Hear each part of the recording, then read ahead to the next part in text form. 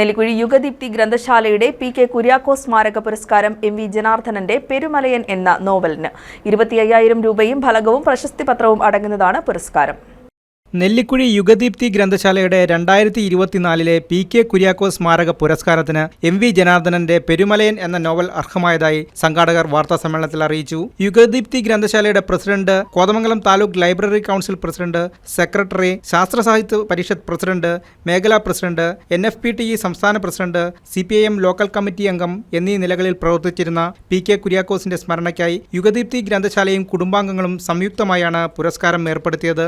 25,000 രൂപയും ഫലകവും പ്രശസ്തിപത്രവും അടങ്ങുന്നതാണ് പുരസ്കാരം. ഡോക്ടർ സുമി ജോയ് ഒലിയപ്പുറം, ജയകുമാർ ചെങ്ങമനാട്, ബോബി പി കുര്യാക്കോസ് എന്നിവരായിരുന്നു പുരസ്കാര നിർണയ സമിതി അംഗങ്ങൾ. 2025 ജനുവരി 5 ഗ്രന്ഥശാലയിൽ നടക്കുന്ന സമ്മേളനത്തിൽ പുരോഗമന കലാസാഹിത്യ സംഘം സംസ്ഥാന സെക്രട്ടറി അശോകൻ ചെരുവിൽ പുരസ്കാരം വിതരണം ചെയ്യും. ജൂറി അംഗം Bobby P Kuriakose, taluk library council president KO Kuriakose, Yugadeepthi ഗ്രന്ഥശാല president PK Bapputty, secretary MK Bose, നിർവാഹക സമിതി അംഗം K ചന്ദ്രൻ എന്നിവർ വാർത്താ സമ്മേളനത്തിൽ പങ്കെടുത്തു.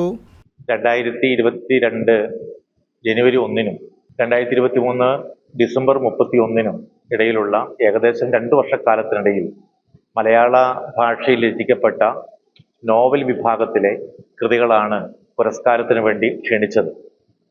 ഏകദേശം 31 കൃതികളാണ് അയച്ചു കിട്ടിയത്.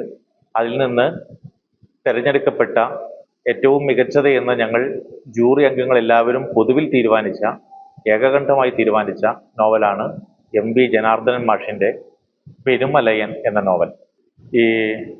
ഈ നോവലിൻ്റെ ഒരു പ്രധാന സവിശേഷത എന്ന് പറയുന്നത്, ഒന്ന്, നമുക്ക് ഏറെക്കുറെ അപരിചിതമായ ഇന്നത്തെ നമ്മളുടെ സാഹിത്യ ഭാഷയിൽ നിന്നേറെ വിഭിന്നമായ ഒരു എഴുത്ത് രീതിയെ മലയാളിക്ക് പരിചയപ്പെടുത്തുന്നു എന്നതാണ് ഈ നോവലിൻ്റെ ഒരു പ്രധാന ആകർഷണ രൂപം എന്ന് വേണമെങ്കിൽ പറയാം.